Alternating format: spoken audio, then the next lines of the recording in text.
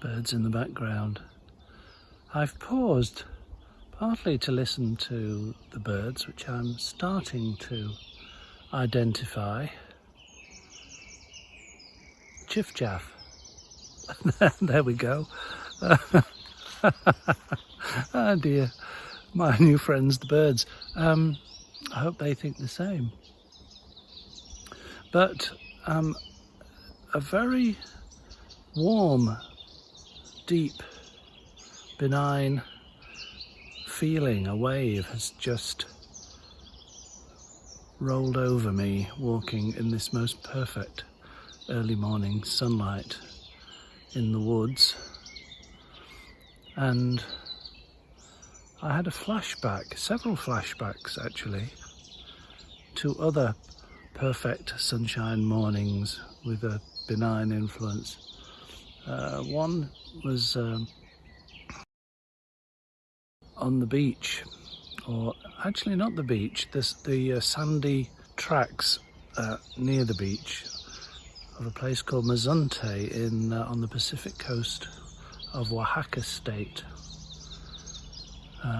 in Mexico, where my daughter lives. Well, she lives in Oaxaca city in the hills outside, but when I visit, one of the places we like to spend some time in is Mazunte, which is really hippie town. You could live on the beach, I think, in Mazunte, and I guess some people do. A bit like Goa, perhaps, in the 70s.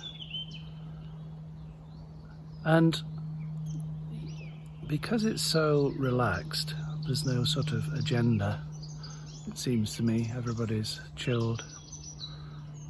It seems an ideal place to sort of come to rest, both body, mind and spirit. But also another walk in the woods came to mind, which is, gosh, it's 13 years ago now, in the woods at the foot of the Holy Mountain of Arunachula, which is the home of, or the neighbour of, the Ramana Maharshi ashram in Tamil Nadu state, I believe it is, in India, when I was there for about 7 weeks, 5 weeks with Mooji. And I've related in my book E45 and other writings, where I sat in a tree, on the bough of a tree, halfway up a tree, in a wood at the foot of the Holy Mountain of Arunachula, actually dangling my legs over a lotus flower pond, really, lotus flowers in the pond, but reading Mooji's book, Writing on Water. Good title, Mooji. And I was desperately trying to get enlightened, or self-realized, whatever, you know what I mean. I'm not fond of any of those expressions. Waking up, I suppose, is the most comfortable for me, but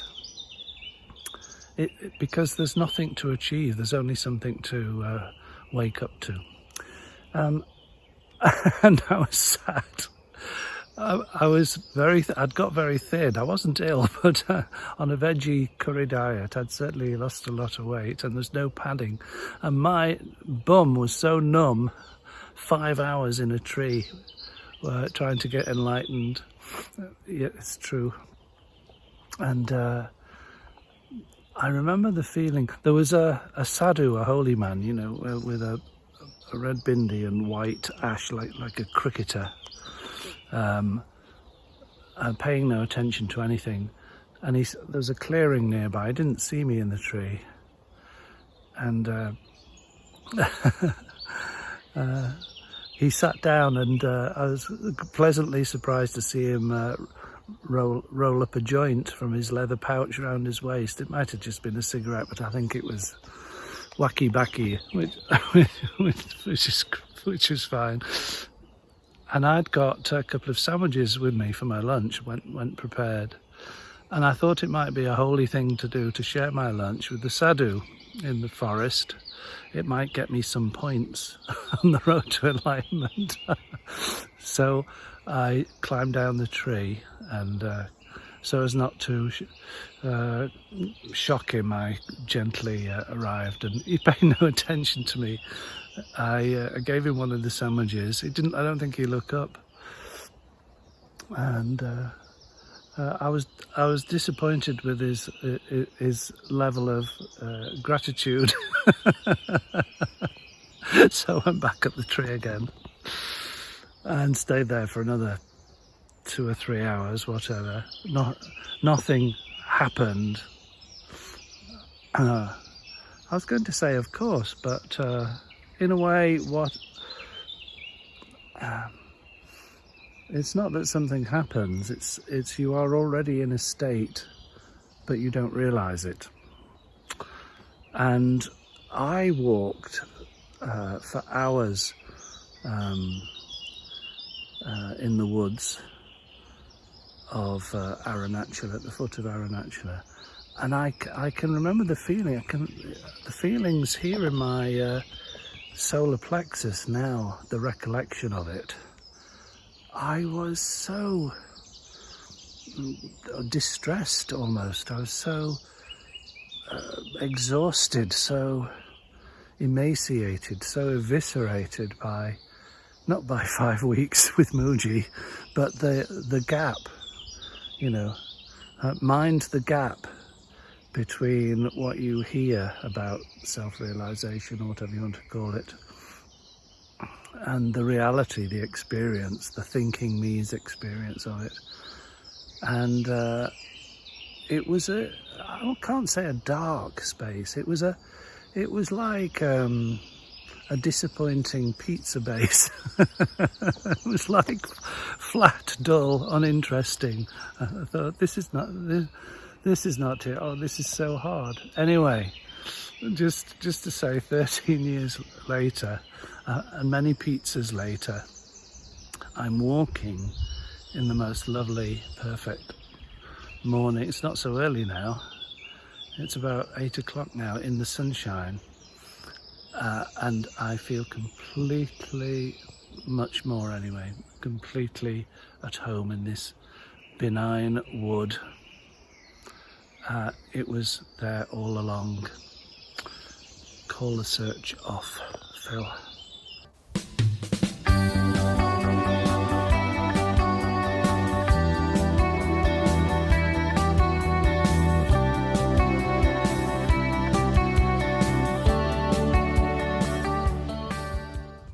Just a little add-on to that walk in the woods at the foot of Arunachula.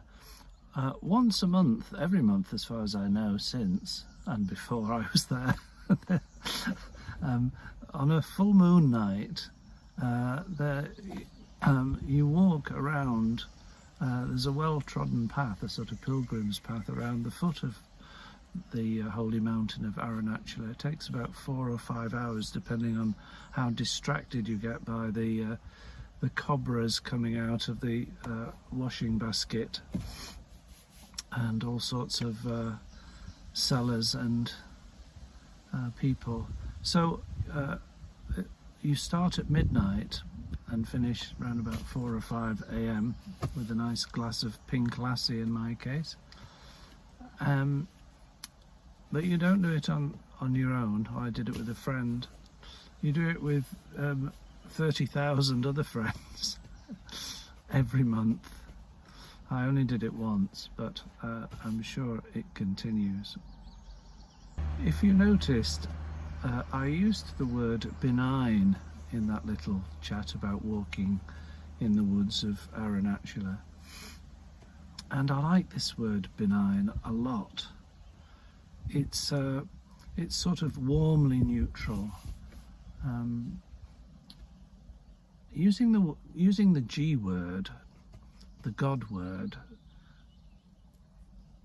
somehow is unhelpful, because it brings with it a whole set of presuppositions or conditioned ideas about what you're talking about, particularly perhaps in the Christian West that I'm familiar with. So as soon as you say God, it's like a particular set of glasses or filters pops up, which I find unhelpful now. I don't mind talking about God as long as you like, but in conversation with people, what are you talking about God? We don't know God. There are no words to describe God. Anyway, so I like the word benign, because this is my experience. I've swapped sort of dogmatic Christianity for, I would say, without being precocious, I hope, mystic Christianity, where the emphasis is less on dogma and being told what to think, more on your experience of the divine. That's why I still love to practice meditation most days, not every day. And in fact, I haven't done it this morning. I suppose I could say my walk in the woods was my meditation this morning. But benign. In my the book that I'm writing at the moment, Mistaken Identity, Why You Are Not Who You Think You Are, it's going very slowly, but I'm really enjoying the research. I use the phrase ground of being a lot in this book, and I've come up with an acronym which I find helpful. I haven't unpacked it yet, as the preachers say, but at first iteration, being stands for benign, experiential, integrated, numinous, you'll have to look that one up, and grounded. I'll have to look that one up. Oh dear. So we're on this quest for the ground of being together, and we're loving it, aren't we?